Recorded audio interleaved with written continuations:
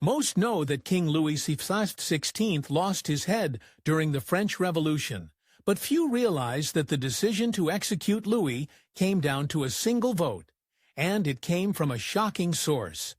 Nearly a millennium of French monarchy culminated in the reign of Louis XVI.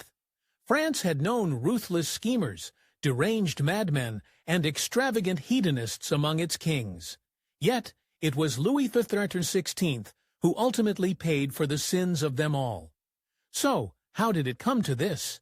How did Louis end up with his head at the guillotine's base? Born Louis Auguste in 1754 at the opulent palace of Versailles, he enjoyed every conceivable luxury. But despite the grandeur, he lacked one crucial thing: his parents' love. From birth, Louis was destined to be second best for one reason. He had an older brother, also named Louis. This older brother was bright, charismatic, and favored by their parents, who lavished him with praise and gifts while largely ignoring young Louis Auguste. The neglect deeply affected Louis, but his grandfather's disdain was even worse. However, his golden brother fell gravely ill at 9 years old. Despite desperate medical efforts, including a risky operation done while the boy was awake, he died. The family was devastated, and Louis now faced the crushing pressure of becoming heir apparent. But tragedy wasn't done. Though the elder brother was gone, Louis still had his grandfather and father ahead of him. Or so it seemed. Yet just years later, his father, the Dolph, died at 36 from tuberculosis. Shy Louis Auguste was suddenly next in line for the throne. History remembers Louis XVI as one of France's worst kings, but ironically, he was intelligent. He was a good student, fluent in Italian and English, and learned history, geography, astronomy, and Latin. Well, his problem wasn't brains. It was crippling shyness and a lack of charisma worsened by terrible teachers. One teacher told him kings should be timid and overly cautious. Another advised him never to reveal his thoughts.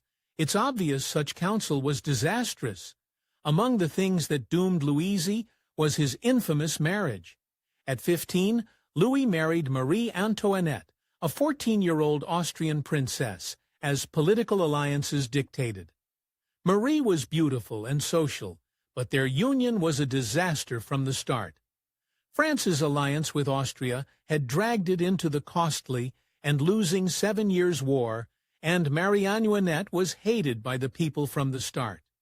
Louis was distant toward her, and their wedding night was awkward and unsuccessful. The couple never consummated their marriage on their wedding night, or for years after creating a significant problem. In 1774, Louis became king at 19, inheriting a kingdom in crisis, riddled with debt, and growing discontent with monarchy. Despite his intelligence, Louis felt unqualified and made several poor political decisions. To win public favor, he reinstated the Parlement, which were courts that could challenge his authority, saying, "It may be politically unwise, but I want to be loved." It was both unwise and ineffective. Another disaster was Louis deregulating the grain market, causing bread prices to soar. After a poor harvest, famine and riots erupted in the Flour War, which took months to quell, all in his first year as king. His political failures compounded with personal troubles, particularly the ongoing rumors about his marriage and childlessness. Though the couple leaked a story that they consummated in 1773, their marriage bed remained cold. Louis was publicly distant with Maria Antoinette, feeding gossip and pamphlets, questioning his manhood. The truth was complicated. Louis suffered from thymosis, a condition that made intercourse painful, and reportedly underwent circumcision as an adult. Though modern historians doubt this due to the risks involved, the truth is, Louis needed help.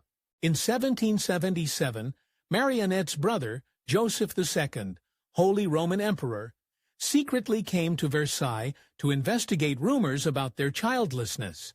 Joseph was hands-on and wanted to ensure the marriage's success to secure the France-Austria alliance. The emperor interviewed Louis and Marie, finding them complete fumblers in the bedroom. Louis admitted to Joseph that he introduces the member, but remains still for a few minutes before leaving. No wonder they had no children. Joseph offered them advice, which had to have been at least a bit awkward. And a year later, Marie Antoinette became pregnant, much to the couple's relief and gratitude. But even after the birth of their first child, rumors persisted that the queen had an affair, and the king wasn't the father. Louis and Marie Antoinette went on to have 4 children and adopted 6 more. But rumors continued to swirl. In 1785, Marie Antoinette gave birth to their second son shortly after the arrival of the Swedish Count Axel von Furs, with whom she was rumored to have had an affair.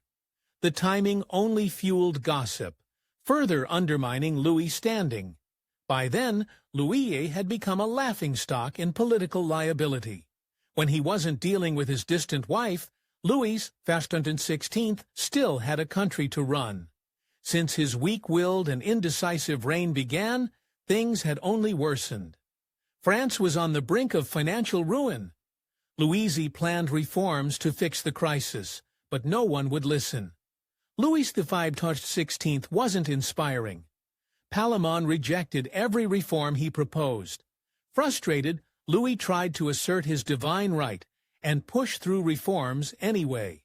He exiled magistrates, jailed lawmakers, and dissolved Palamon to rule without them. While kings had done such things before, Louis lacked the backbone most monarchs showed. Though he believed his reforms would help, he repeatedly caved to public pressure and revoked them. Nothing changed. France's economy worsened, and Louis's time was running out. Everyone saw Louis couldn't handle the job. Calls grew louder for a drastic solution. He needed to invoke the Estates General, France's Congress, which hadn't met in over a century. Desperate, Louis relented and called the Estates General for the first time since 1614. It was a Hail Mary, but unknowingly, Louis sealed his fate. Louis was terrible at politics. If he had his way, he'd spend all his time tinkering in his workshop. He was a bit of a nerd, obsessed with locks and woodworking. He took up carpentry, making furniture, and even tried to use these skills to bond with his wife. Using his carpentry, Louis allegedly made Marie Antoinette a spinning wheel, knowing she loved dresses. A cute gift. But Marie Antoinette thanked him, then promptly gave it away. Louis and Marie still weren't close, but worse tragedy loomed. In 1789, Louis faced every parent's nightmare. His son, Louis Joseph, a frail child with frequent fevers and a curved spine, grew weaker with time. At 7, the fevers returned, and he died. The loss devastated Louis and Marie, but France hardly mourned. The nation had bigger problems. Louis had agreed to call the Estates General, but until now it held little power. That changed days after the Dauphin's death, when the Third Estate took the tennis court oath. They renamed themselves the National Assembly and vowed not to disband until creating a constitution. Borrowing from the American Revolution, they aimed to wrest power from the king. The French Revolution had begun, and Louis was in serious danger. Louis, never forceful, faced this crisis at a terrible time. Public hatred for him, and especially Marie Antoinette, peaked. The royal couple, mourning their son, couldn't confront the uprising. By the time Louis regrouped, it was too late. They were doomed. Louis might have still believed he held power after the tennis court oath, but not after October 1789. An angry mob stormed Versailles, intent on violence. For centuries, the monarchy hid behind the palace's grandeur. But the people had enough. The crowd hated Louise, but despised Marie Antoinette more. Her lavish spending and foreign roots symbolized everything wrong with the monarchy. When the mob invaded Versailles, they nearly reached the Queen's bedroom only minutes after her attendants had whisked her away. The royal family escaped with their lives, but entered a new nightmare.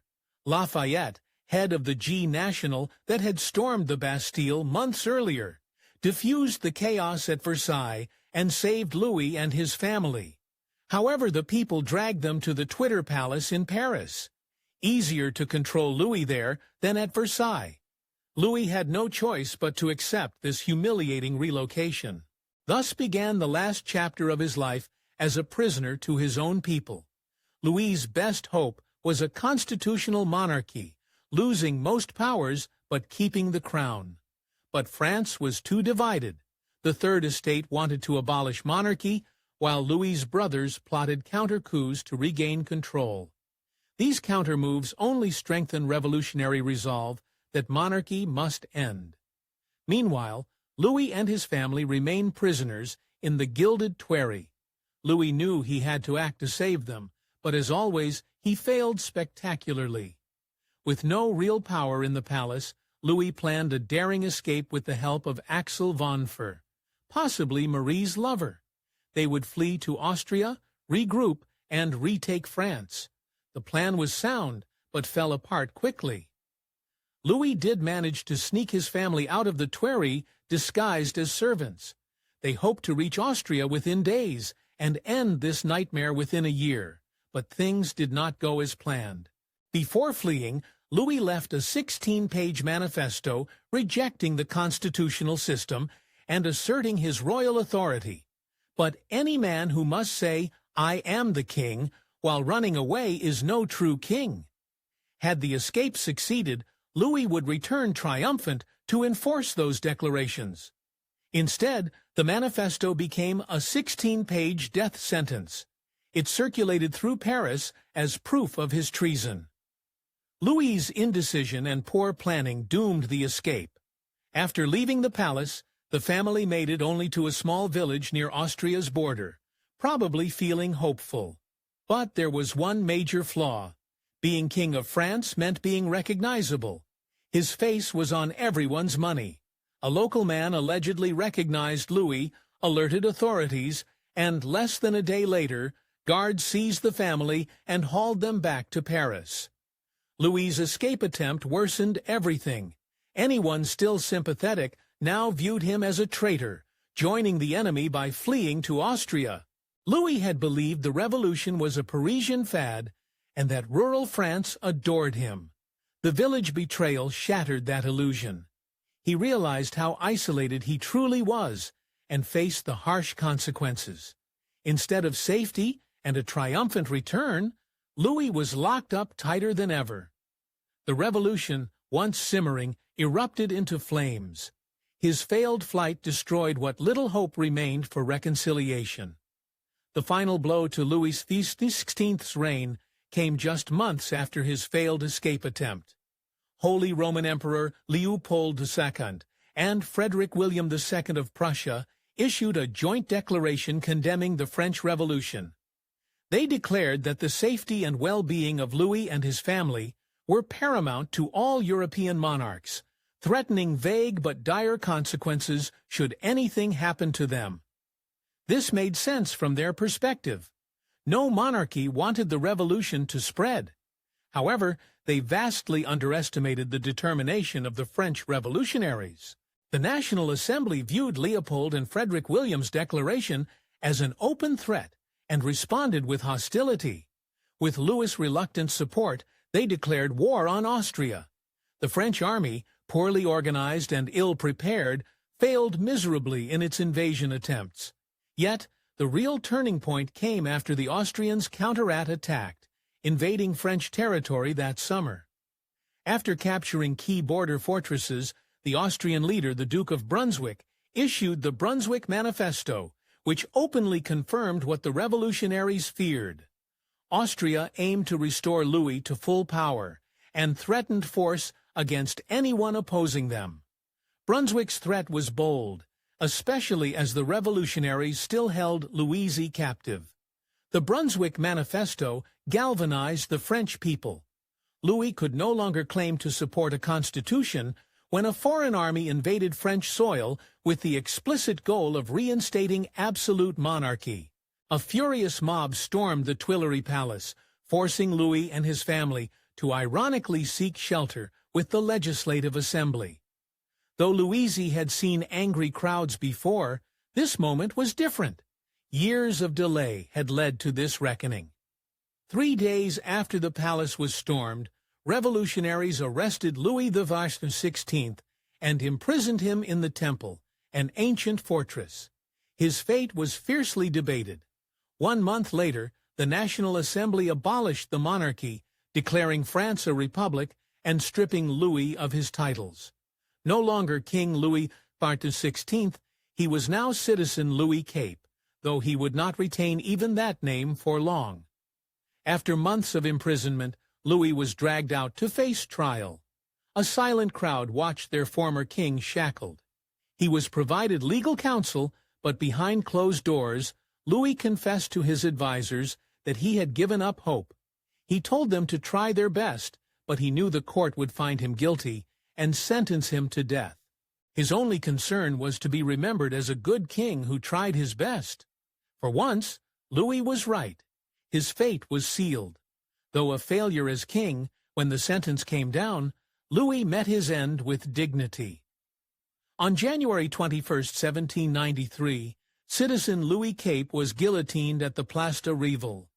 Approaching the scaffold with calm resignation, he gave a brief, final speech. From the start of his reign, Louis had desired nothing more than the love of his people. Even at the end, he pardoned those who had voted against him, declared his innocence, and prayed that his blood would not fall back on France. Before he could say more, a general cut him off with a drum roll. Louis knelt willingly beneath the guillotine's blade, and with a swift stroke, his head was severed. The French monarchy was dead, but for his family, the horror was just beginning. Louis XVI's legacy was not yet extinguished. His son, now titled Louis XVII by royalists, represented a flicker of hope for monarchist restoration. The revolutionaries had other plans. They seized the boy from Marie Antoinette, attempting to brainwash him into a young revolutionary, aiming to destroy the monarchy once and for all by turning its rightful heir against it. Marie spent her final days in the Temple, desperately trying to see her son, but was often denied. When she finally reunited with him, the words he spoke were devastating, a product of his radicalized captors. Nearly a year after Louis XVI's execution, Marie Antoinette faced her own trial.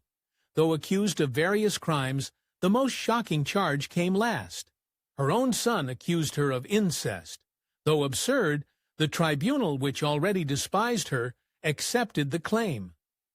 Nothing could save her now. Within days, the tribunal found Maria Antoinette guilty. She and her council had expected this, but they did not expect the death sentence. She had hoped for life imprisonment, clinging to the faint possibility of eventual freedom. Instead, the sentence was death. Around noon on October 16, 1793, Marie Antoinette followed her husband to the guillotine. Unlike Louis, she made no speech proclaiming innocence. Her final words were a polite apology for stepping on the executioner's foot. With her death, only Louis XVII remained as the last hope for the monarchy. But his fate was far worse. He died in March 1795, likely of tuberculosis after years of brutal captivity. The autopsy revealed scars from abuse all over his body.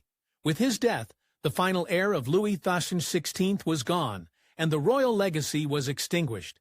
Louis XVI was not a bad man, but he was a terrible king. Burdened by the failings of his predecessors, who ruled by divine right and mistreated their people. At his trial, 693 of 721 deputies voted Louis guilty of treason. But the real challenge was deciding his punishment. The vote for execution passed by a single vote, one cast by a shocking figure, his own cousin, the former Duke of Orléans. Once one of France's richest men and a symbol of the old regime, the Duke had tried to save himself by renouncing his name and adopting the revolutionary moniker Philip Eagle-Eyed. In a final betrayal, he voted for Louis's death, the deciding vote. Philip Egalate's treachery, however, did not save him. Months later, he too was executed by guillotine. Despite his name change and betrayal, the people could not forgive him for his origins in the aristocracy.